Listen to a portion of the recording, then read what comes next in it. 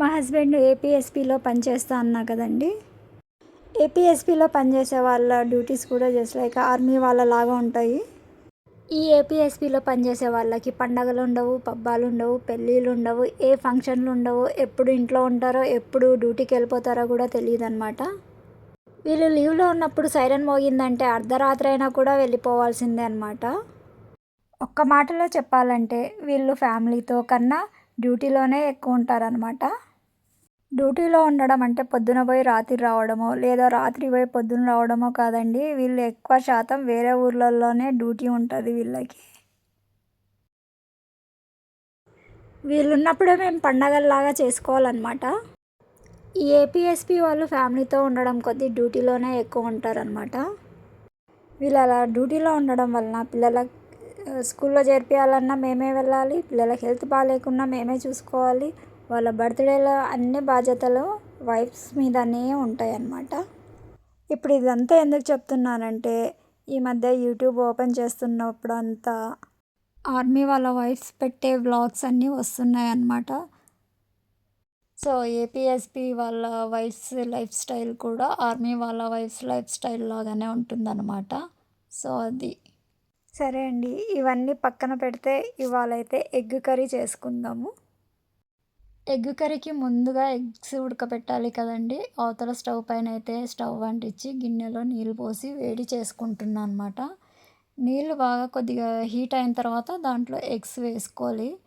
ఎందుకంటే ఎగ్స్ కొంచెం పగిలినా కూడా అవి బయటికి రాదనమాట, నెర పడినవి అట్లా బాగా ఉడుకుతాయి కూడా. అందుకు కొద్దిగా వేడిగా ఉన్నప్పుడు ఎగ్స్ వేస్తే బాగుంటుంది. తర్వాత అయితే ఇంకో స్టవ్ మీద బాండి పెట్టుకొని అది హీట్ అయ్యే లోపల 4 టమాటాలు, ఒక 2 ఉల్లిగడ్డలు కడిగి ముక్కలు చేసుకోవాలి. బాండీలో ఆయిల్ వేసుకొని అది హీట్ అయిన తర్వాత ఆనియన్ ముక్కలు వేసుకోవాలన్నమాట. ఈ ఆనియన్ ముక్కలు కొద్దిగా వేగిన తర్వాత టమాటా ముక్కలు కూడా మీడియం సైజులో కట్ చేసి వేసుకోవాలన్నమాట. నేను ఇక్కడ కట్ చేస్తున్నా చూడండి మీడియం సైజులో. ఎందుకంటే ఇది మిక్సీకి వేసుకోవాలి కాబట్టి మనం పర్లేదు కొంచెం లావు కట్ చేసుకున్నా పర్లేదన్నమాట. అంత పేస్ట్ లాగా జ్యూస్ లాగా అయిపోతుంది కాబట్టి కొంచెం లావుగానే టమాటాలు ఉల్లిగడ్డలు కట్ చేసుకొని వేసుకోండి. ఇవి వేగేటప్పుడే మనము మసాలాలు కూడా వేసుకుంటే చాలా బాగుంటుంది. ఈ టమాటా ఉల్లిగడ్డ ముక్కలు వచ్చేసి కొంచెం పచ్చివాసన పోయేంత వరకు వేయించుకోవాలన్నమాట. అవి అలా వేగినాక కొద్దిగా మనమైతే అల్లం పేస్ట్, 1 టేబుల్ స్పూన్ అల్లం పేస్ట్ అయితే వేసుకుంటున్నాను. తర్వాత ఒక 1/2 టేబుల్ స్పూన్ పసుపు అయితే వేసుకోవాలి. ఇలా అల్లం వెల్లుల్లి పేస్టు, పసుపు అంతా బాగా కలిపేసుకోవాలన్నమాట. ఈ అల్లం వెల్లుల్లి పేస్ట్ కొంచెం బాగా వేగాలి. తర్వాత కొద్దిగా డ్రై మెంతం కూర అంటే ఎండు మెంతం కూర దొరుకుతుంది కదండి, అది కొనుక్కొచ్చి వేసేసాను అనమాట. వేసి కలిపి కొద్దిగా ఉప్పు వేసుకోవాలి తగినంత. నేనైతే 1.5 స్పూన్ వేస్తున్నాను ఉప్పు. 1.5 స్పూన్ అయితే సరిపోతుందండి ఉప్పు వేసేసి కలిపేసుకోవాలి. ఎగ్ కర్రీ కాబట్టి మసాలాలన్నీ వేసుకుంటే బాగుంటుంది అనమాట. చికెన్ మసాలా, గరం మసాలా, ధనియాల పొడి మసాలా ఇవన్నీ ఒక్కొక్క టేబుల్ స్పూన్ వేసుకుంటే టేస్ట్ అనేది బాగుంటుందన్నమాట. టమాటాలు ఇంకా గట్టిగా ఉన్నాయి కాబట్టి కొంచెం మెతుగా అయ్యేంత వరకు అయితే వేయించాలన్నమాట. బాగా కలుపుతూ వేయించాలి, లేదంటే మాడిపోతుంది కదా. అందుకు నేను బాగా గరిటెతో కలుపుతూ వేయిస్తున్నాను అనమాట. తర్వాత అయితే మసాలాలు వేసుకోవాలి. నేనైతే ఇక్కడ మసాలాలన్నీ ఒక డబ్బాలో పెట్టుకున్నాను అనమాట. సో ఆ డబ్బాలో masala chicken masala 1 spoon, next వచ్చేసి ధనియాల పొడి 1 స్పూను, తర్వాత గరం మసాలా 1 స్పూను. మీకు ఏ మసాలాలు అయితే ఇష్టం ఉంటే అవి వేసుకోండి. నేనైతే ఈ 3 అయితే కంపల్సరీ వేస్తాను అనమాట. ఎందుకంటే టేస్ట్ బాగుంటుంది ఈ 3 వేస్ట్ చేస్తే. ఇదంతా సిమ్లో పెట్టి వేస్తుండండి. కొంచెం కొబ్బరి పొడి కూడా వేసుకోవాలి. ఇక్కడ కర్రీ థిక్నెస్ కోసం కొబ్బరి పొడి ఒక 3 స్పూన్లు వేస్తున్నాను అనమాట. కొబ్బరి పొడి వేస్తే కూర అనేది బాగా చిక్కగా వస్తుంది. తర్వాత ఒక 2 స్పూన్లు అయితే కారం వేస్తున్నా. ఇలా కారం వేసి బాగా కలుపుకోండి. సో ఇలా అంతా కలిపేసుకోవాలన్నమాట. ఇదంతా బాగా మిక్స్ అయ్యి కొంచెం మెతుగా అయిపోయినాక మంచి స్మెల్ వచ్చేటప్పుడు అయితే ఆఫ్ చేసి చల్లగా అయ్యేంత వరకు పక్కన పెట్టేసుకోండి. ఇదంతా మిక్సీలో వేసుకొని పేస్ట్ చేయాలి కాబట్టి కొంచెం చల్లగా కావాలి. సో చల్లగా అయ్యేంత వరకు పక్కన పెట్టేసుకోండి. చల్లగా అయిన తర్వాత మిక్సీ జార్లో తీసుకొని వేసి గ్రైండ్ అయితే చేసేయండి. ఇలా గ్రైండ్ చేసుకున్నాక అదే బాండీలో కొంచెం ఆయిల్ అయితే వేసుకొని స్టవ్ అంటించుకొని ఆయిల్ అయితే వేసేయండి బాండీలో. నేను ఇక్కడ ఆయిల్ అయితే ఒక 2 or 3 వేస్తానన్నమాట. ఎక్కువ శాతం 3 వేస్తాను ఆ గరిటెతో, ఆయిల్ గంటెతో.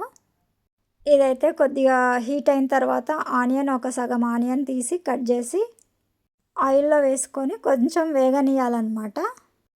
కొద్దిగా వేగిన తర్వాత మనం మీకు ఇష్టమైతే మెంతం కూర వేసుకోండి, లేదా ఆ గ్రేవీలో అయితే మెంతం కూర ఉంటుంది కాబట్టి అవసరం అయితే ఉండదు. నేనైతే ఆనియన్ వేసి మరి కొంచెం అయితే మెంతం కూర వేస్తున్నా. సో ఆనియన్ అయితే వేగిన తర్వాత కొంచెం మెంతం కూర వేసి వేయించేస్తున్నా అనమాట. ఇది ఎక్కువ వేగకూడదు, ఎందుకంటే మెంతం కూర మాడిపోతుంది కాబట్టి కొద్దిగా అలా వేసి వేయించేసి మనమైతే గ్రైండ్ చేసి పెట్టుకున్న టమాటో పేస్ట్ టమాటో పేస్ట్ అంటే అన్ని మసాలాలు వేసినది అది ఆయిల్లోకి వేసేసి కలిపేసుకోవాలన్నమాట. సో ఇదైతే అడుగట్టకుండా కలుపుతూ ఉన్నాను. ఇప్పుడు మనం మిక్సీ వేసి పెట్టుకున్న టమాటాలు, ఉల్లిగడ్డలు, మసాలాలు అన్నీ అయితే ఆయిల్లోకి వేసేసి కలిపేసుకోవాలన్నమాట. ఈ టమాటా ఆనియన్స్ పేస్ట్ అంతా దాంట్లోకి వేసేసి బాగా కలిపేసుకోవాలన్నమాట. ఆయిల్ అనేది సపరేట్ అయ్యేంత వరకు దీన్ని కలుపుతూ ఉండాలి. ఇలా వేసుకొని అంతా కలిపేసుకోవాలన్నమాట. ఈ కర్రీలో నుంచి ఆయిల్ సపరేట్ అయ్యేంత వరకు మనము ఉడకబెట్టుకోవాలన్నమాట. గ్రేవీ ఎక్కువ కావాలనుకుంటే కొద్దిగా వాటర్ వేసుకోవచ్చు, లేదంటే సరిపోతుంది. నేనైతే మా ఇంట్లో అయితే గ్రేవీ ఎక్కువ తింటారు కాబట్టి నేనైతే కొద్దిగా వాటర్ వేసేస్తాను అనమాట. ఇది బాగా అయితే కలుపుకోవాలండి, లేదంటే ఈ బాండి అనేది త్వరగా మాడిపోతుంది కాబట్టి అదే పనిగా దగ్గరుండి మరీ కలుపుతూ ఉన్నాను అనమాట. ఇంకా అంతే అండి, దాంట్లో వాటర్ వేసి అయితే మనం మాడిపోకుండా ఒక 10 minutes అట్లా పెట్టి కలుపుతూ ఉంటే ఎగ్ కర్రీ రెడీ అయిపోతుందన్నమాట. ఎగ్స్ అయితే పొట్టు తీసుకొని రెడీగా పెట్టుకోండి. ఈ కర్రీ అంతా అయినాకైనా ఎగ్స్ వేయచ్చు, లేదా ఇప్పుడే అయినా వేసుకోవచ్చు అనమాట.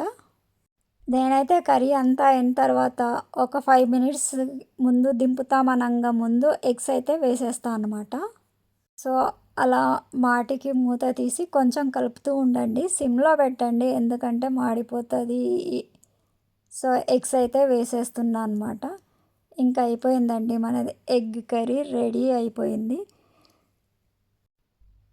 నేను ఇక్కడ కొద్దిగా వాటర్ తక్కువైందని కొద్దిగా వాటర్ అయితే వేస్తున్నాను. ఇంకా మూత పెట్టేసి ఒక 5 minutes ఉడికించుకున్నామంటే ఎగ్ కర్రీ మొత్తం రెడీ అయిపోయినట్టు.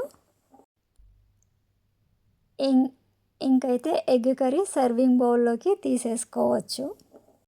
ఇలా చేసినామంటే పిల్లలు టమాటాలు, ఉల్లిగడ్డలు, కరివేపాకు ఇవి ఏరి పాడేయరు అనమాట, ఎందుకంటే మొత్తం పేస్ట్ లాగా ఉంటుంది కాబట్టి అన్నీ తింటారు. ఓకే అండి, ఇవాళకి ఎగ్ కర్రీ రెడీ అయిపోయినట్టే. నీళ్ళు వేసినాం కాబట్టి కొద్దిసేపు అయితే అలాగనే సిమ్లో పెట్టేస్తున్నాను అనమాట. మూత పెట్టేసి అయ్యిందో లేదో ఒకసారి అయితే కలుపుతున్నాను.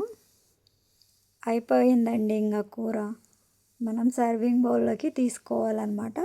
కొంచెం చల్లారనిచ్చుకోండి, తర్వాత సర్వింగ్ బౌల్లో తీసేసుకుంటే వేడి వేడి ఎగ్ కర్రీ రెడీ అయిపోయిందండి.